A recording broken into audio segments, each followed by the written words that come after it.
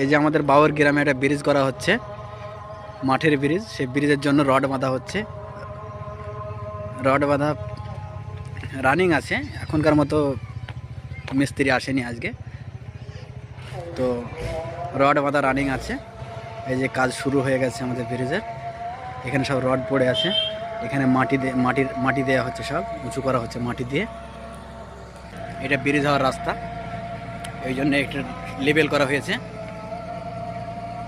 এই যে এখানে বোরিং করা হচ্ছে মাটির পিলারের।